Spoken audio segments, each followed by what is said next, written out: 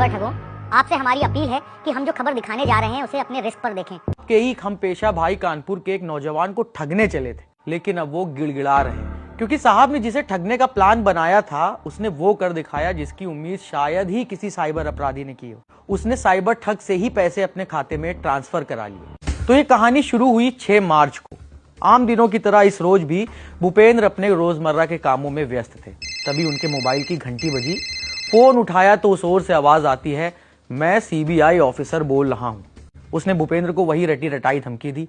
कहा, तुम्हारे अश्लील वीडियो हमारे पास हैं, केस भी दर्ज हो गया है, मामला खत्म करने के लिए 16,000 रुपए दो।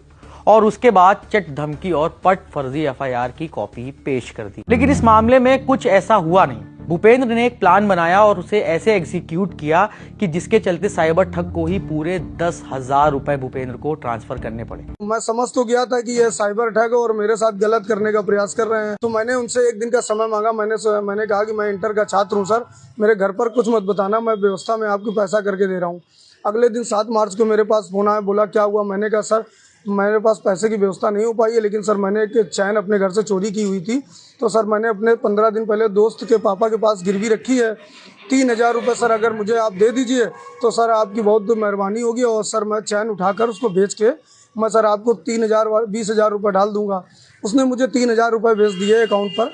इसके बाद मैंने उनसे कहा कि जहाँ मैंने चैन रखी थी वो 500 रुपये ब्याज मांग रहे हैं। फिर 500 रुपये उसने डाला।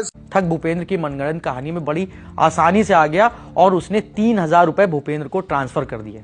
इसके बाद 9 मार्च को उनके पास ठग की कॉल फिर से आई। इस दिन भूपेंद्र अपनी कपोल कल्पित कहानी का पार्ट 2 लेकर आ गए। उन्होंने ठग से कहा कि सुनार ने चेन रख ली है और कहा है कि तुम नाबालिग हो, अपने माता पिता को लेकर आओ। फिर भूपेंद्र ने ठग को एक और ऑफर दे मारा। कहा कि तुम मेरे पिता बनकर सुनार से बात कर लो। ठग मान भी गया और भूपेंद्र ने ठग की बात अपने दोस्त से करा दी। ठग उन दोनों की बातों में ऐसा फंसा कि उसने करीब 4,500 रुपए और भेज दिए।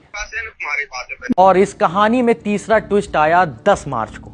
इस रोज ठग ने भूपेंद्र को कॉल करके अपने दिए 7,000 रुपए और फर्जी केस खत्म करने के बदले में मिलने वाला जो पैसा था उसका तकादा। लेकिन भूपेंद्र भाई नया प्लान तैयार लिए बैठे थे।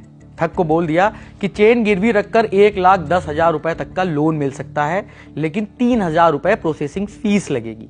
ठग इस आशे में फिर से आ गया और 3,000 रुपए उसने फिर से भेज दिए। बेटा हम लोगों का घर परिवार है, मेरे बीवी बच्चे, बेटा त्योहार आ गया है, मेरे 3,000 रुपए मेरे पास लास्ट बचे थे, मेरी वाइफ नहीं दे रही थी। अभी 2 झापड़ लगा के पैसा तुम्हारे पास लगा के आया क्योंकि तुम्हारा जीवन करियर खराब हो रहा था। अरे नहीं सर, आपने मेरी बहुत हेल्प करी है।